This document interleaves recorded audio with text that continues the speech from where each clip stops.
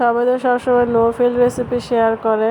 তো আজকে আমার একটা মিস্টেক হয়েছে, তো সেই অর্থে ফেল রেসিপি বলা যায়।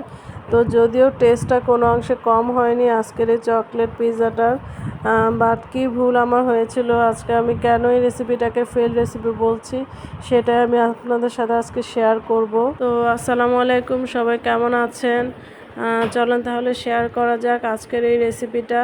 তো যাই হোক, আমি হচ্ছে বানের যে ব্রেডটা বানানোর জন্য ডোটা কিভাবে রেডি করি, এটা আমার আরও দুটো ভিডিওতে দেখানো আছে, এ কারণে আজকে আর আমি দেখাচ্ছি না। তো যাই হোক, তো পরে দুটো ব্রেড বেলে নিয়ে আমি সুন্দর করে স্প্রেড করে দিয়েছি। স্প্রেড করে দেওয়ার পরে হচ্ছে আমি চকলেটগুলো দিয়ে দিব। এই যে আমার ফার্স্ট মিস্টেকটা হচ্ছে এটাই, আমি চকলেটগুলো হচ্ছে একটু লম্বা লম্বা করে যেভাবে কাট করেছে, এই কাটটা আসলে প্রপার হয়নি। কারণ ব্রেড আইটেম সাধারণত 12 থেকে 15 মিনিটে খুব সুন্দর মতো হয়ে যায়। তো বিশেষ করে ওভেনে তো এর চেয়ে বেশি লাগেই না সময়। এইভাবে দেওয়াতে হয়েছে যেটা চকলেটটা প্রপারলি মেল্ট হয়নি। তো চকলেটটা হচ্ছে একদম আরও ক্রাশ করে দেওয়া দরকার ছিল, তাহলে সুন্দর করে মেল্ট হতো। তো এটা ছিল আমার আজকে ফার্স্ট মিস্টেক। অ্যান্ড আমি চলেন তাহলে শেয়ার করা যাক আমার সেকেন্ড মিস্টেকটা কী হয়েছে আজকে। তো আমি আসলে আজকে একটা এক্সপেরিমেন্ট করতে যাচ্ছিলাম। ফার্স্টে আলাদা করে স্প্রেড করে দিয়েছি, ভেবেছিলাম পিৎজার মতো করে বানিয়ে ফেলবো। তো পরে হঠাৎ মনে হলো যে ডাবল লেয়ার দেই, সেটা হয়তো আরও টেস্টি হবে।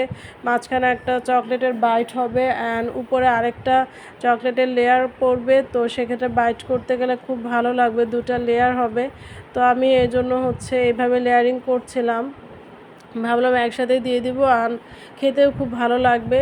তো আমার যেটা হয়েছে, চকলেটের কাটিংটা যেহেতু আমার ফার্স্ট মিস্টেক ছিল অ্যান্ড এটাই আসলে আজকের মেজর মিস্টেক।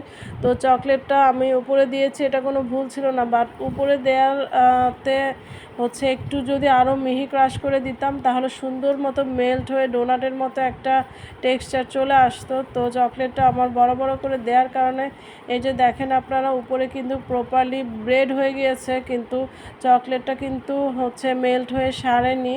তো এতে করে যেটা হয়েছে যে উপরের লুকটা হচ্ছে যেভাবে চেয়েছিলাম যে পুরাটা মেল্ট হয়ে যাবে, চারিদিকে স্প্রেড হয়ে যাবে, সেভাবে মেল্ট হয়নি। দেখা গিয়েছে যে কিছুটা মেল্ট হয়েছে অ্যান্ড সেভাবে যেভাবে চাচ্ছিলাম সেভাবে যেহেতু হয়নি, তো এই জন্য আউটলুকটা নিয়ে আমি আসলে একদম হ্যাপি ছিলাম না এই চকলেট পিৎজাটা বানানোর পরে।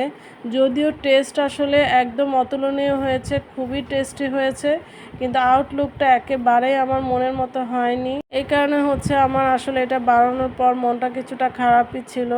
যাই হোক, ভালো থাকবেন সবাই, আল্লাহ হাফেজ।